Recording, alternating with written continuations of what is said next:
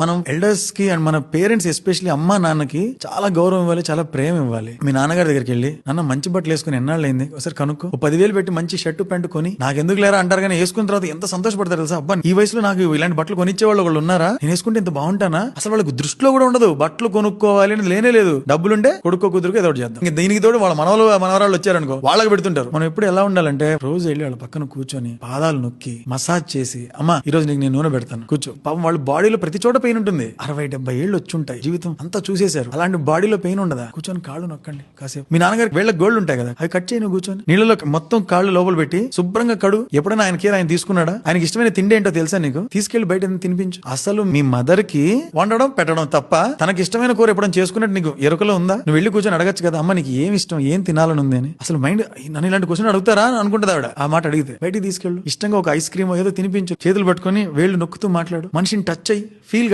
నువ్వు పెద్ద బిజీలే స్వామి, మాకు తెలుసు నువ్వు బిజీ అని. ఫోన్ ఇసిరి కొట్టి పక్కన వెళ్ళి కూర్చో కాసేపు, చెప్పే జాగ్రత్తగా విను. ఇప్పుడు కాకపోతే ఎప్పుడు దొరకదు. భాగ్యం అది పేరెంట్స్ దగ్గర కూర్చొని వాళ్ళకి సేవ చేయడం అనేది. అందరం పరిగెడుతున్నాం ఏదో పీకుతాం అని. ఆగు, వెనక్రా, కొంచెం వాళ్ళతో మాట్లాడు, వాళ్ళకి ఏం కావాలో తెలుసుకో. It is high time that we give it back to them. ఓసారి మా మదర్ నాకు ఏదో రకరకాల వంటలను వండింది, ఎప్పుడు లేనిది. ఏంటమ్మా ఇన్ని వండేవి ఏంటమ్మా అంటే, ఈ రోజు మదర్స్ డే అంట కదరా అనింది. అంటే మదర్స్ డే అంటే నేను నీకు ఏదైనా ఇవ్వాలమ్మా అంటే, అవునా నాకెందుకు ఇలా అర్థమైంది అని. అది మరి ఎప్పుడెప్పుడు ఇవ్వాలా అనేటట్టే ఉంటారు వాళ్ళు. దాన్ని ఆపి మేమిస్తాం తీసుకోండి అని చెప్పాలి. మనం అర్జెంట్ గా మొదలెట్టాలి. మన సేవింగ్స్ కావచ్చు, మన థాట్స్ కావచ్చు, మన గోల్స్ కావచ్చు, అందులో పేరెంట్స్ ఇంక్లూడ్ చేయాలి. చేసి వాళ్ళకి మాక్సిమం మనం ఏం చేయగలం ఆలోచించి ప్రేమగా పక్క నుండి చెయ్యాలి. That is mandatory.